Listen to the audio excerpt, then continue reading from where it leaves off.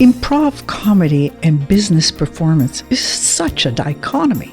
And yet, Michael Seelman explains how he used improv comedy when he was in the FBI and how it applies to create psychological safety in the workplace. Wow, that's different. Let's listen to him. Welcome to the Excellent Executive Coaching Podcast. I'm your host, Dr. Katrina Burrus, and today we have Michael Seelman. Michael, welcome. Thank you very much, Dr. Burrus. So you went from working to the FBI to becoming a coach. That's quite a transition. So help us understand, what was your experience at the FBI and how could that help you being a coach?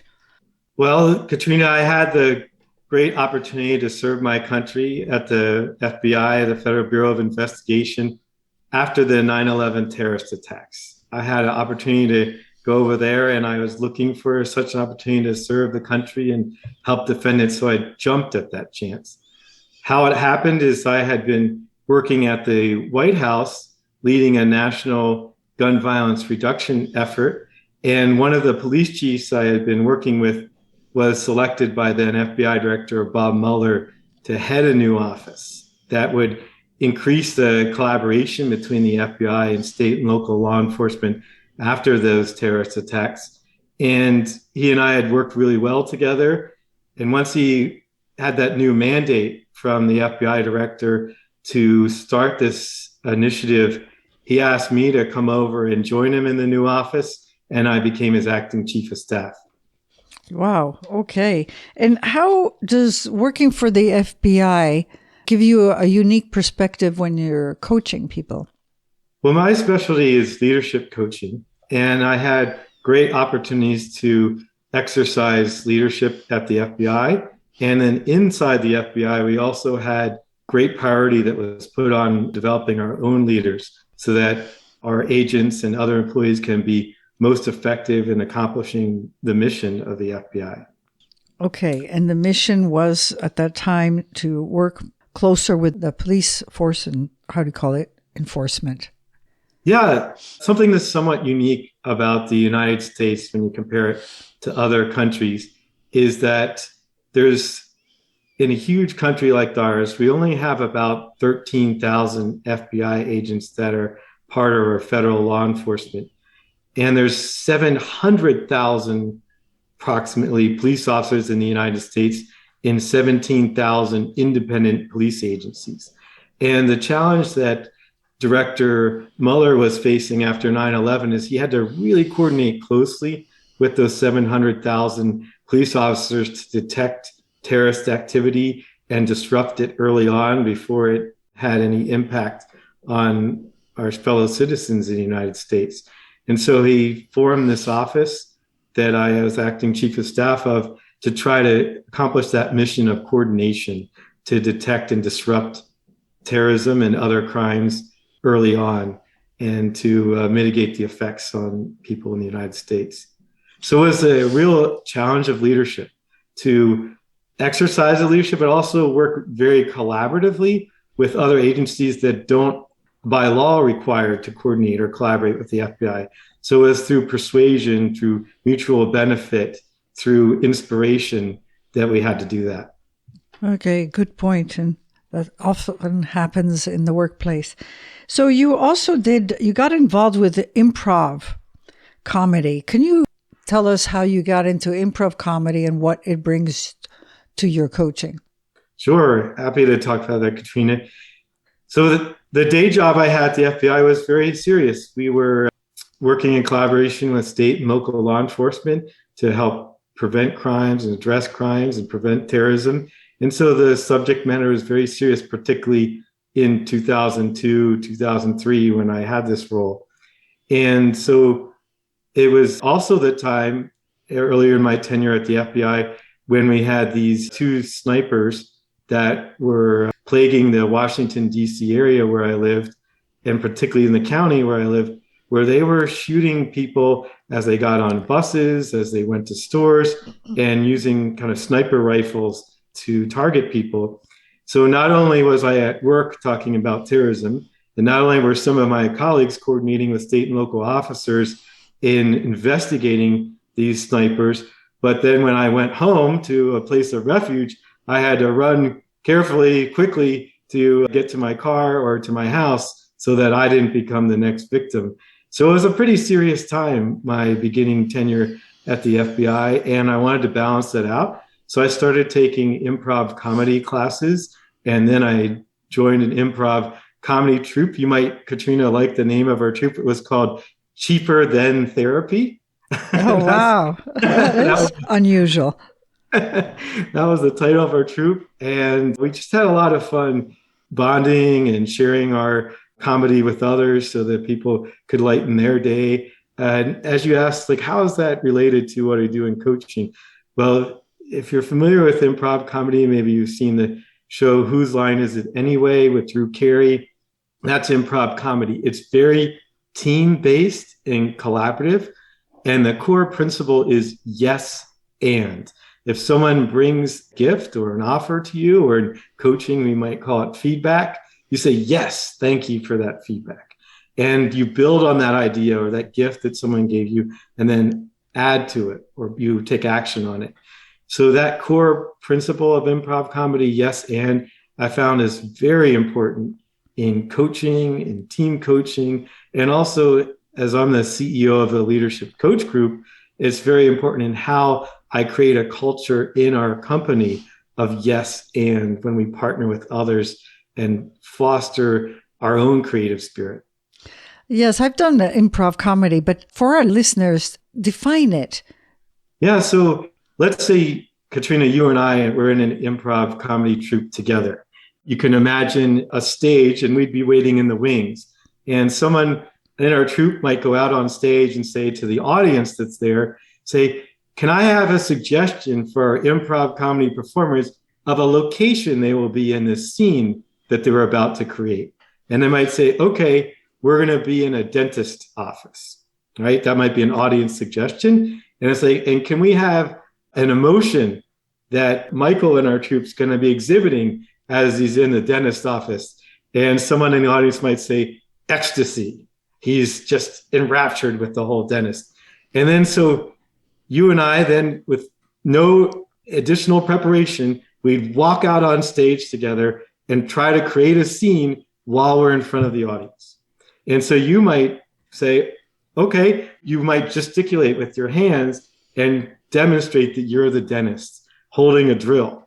And then I might sit down in the chair on stage and say, please, Dr. Katrina, take care of my cavity. It's been plaguing me my whole life. I can't wait for it to be gone. I am so looking forward to it, right? That would be an example of us just creating the scene together in improv comedy. And you can probably see how when a team has that kind of spirit, how powerful that can be, that we're working together, appreciating each other's creativity and building on it.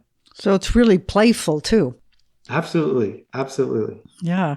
So, okay. So how does that relate to psychological safety? Well, let's use that same example that I just created, basically. Great. So in that scene, we'd have to trust one another because you and I are walking out on stage in front of, let's say, a few hundred people, and we don't know what suggestion we get. I don't know how you might start the scene off, but we trust each other. We trust that Katrina's going to take care of me, and you trust that I'm going to yes and whatever you bring up, like you're taking the role of the dentist. So in that example, you and I would have a lot of psychological safety in that troupe. I would trust you that you're going to do things that will help us to succeed together, that you're going to be committed to the scene, and you're going to trust the same thing, that I'm going to be there as your partner. I'm going to be committed to our group success. And in some of the research that is around psychological safety, we know that that sense of interdependence, that we need each other for that scene to be successful, that's what helps create psychological safety. And Katrina, perhaps it'd be useful for me to define psychological safety for those of us. Yes, that's a good idea. Yeah. So psychological safety, I like this definition, is how comfortable is every member of that team, every member, in asking a question, admitting a mistake, pointing out a mistake, or suggesting an innovation.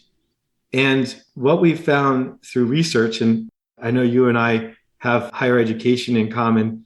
So I'm working on my PhD right now in organizational leadership with a concentration in psychological safety.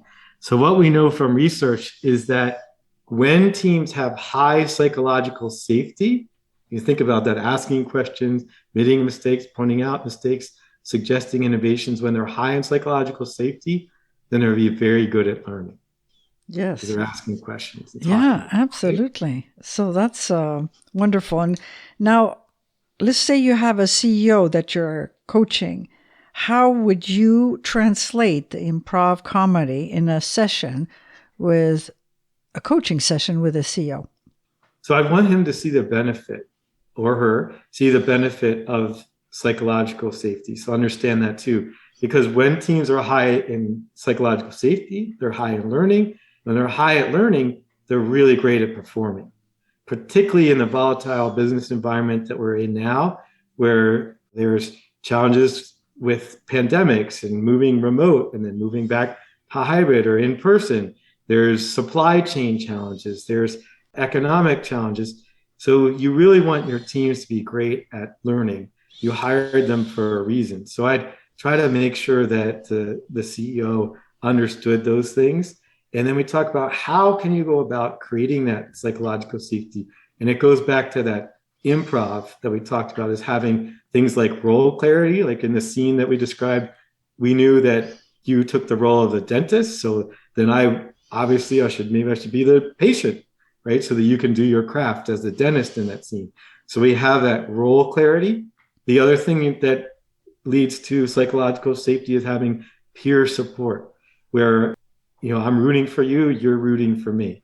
So the CEO would want to create those things, give role clarity to the people on his or her team, would want to encourage the peer support, particularly in times when there's interdependence in the team, and encourage the learning orientation. Say it's okay if we make mistakes as long as we learn from them. And if we're making mistakes, then we're going to be able to catapult to greater levels of success. And then the last area that's been shown in research to really increase psychological safety is positive leader relations. So that leader that we're coaching, the CEO, would want him or her to be fostering a good relationship with their team members, treating them and seeing them as human beings, being aware of the challenges they're facing in their life and helping them through those things, and focusing on that first, putting the human first before they focus on the tasks that they want their team members to do. Very good and clearly expressed.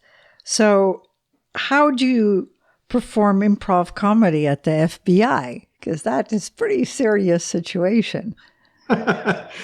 Well, I didn't directly perform improv comedy at the FBI, but we used the principles at the FBI.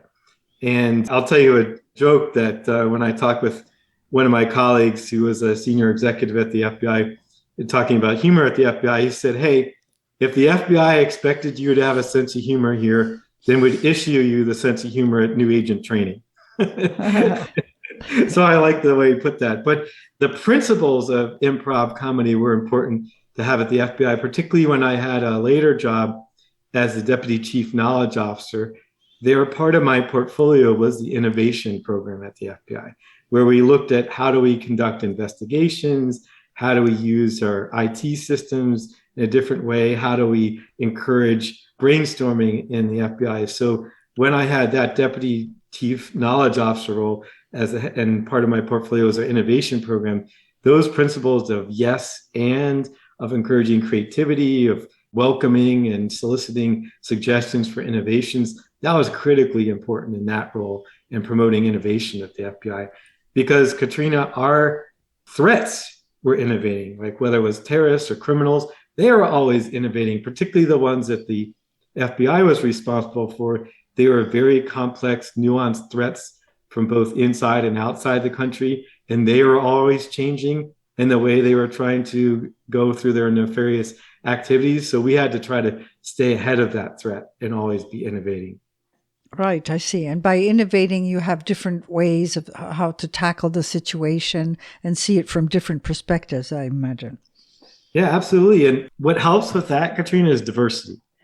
And so one of the things we tried to do at the FBI was recruit people that had diverse perspectives and diverse backgrounds, because they are the ones that would help us creatively think of solutions for these new threats that were emerging. A last personal question is, what made you decide to go back and do a PhD, back to school?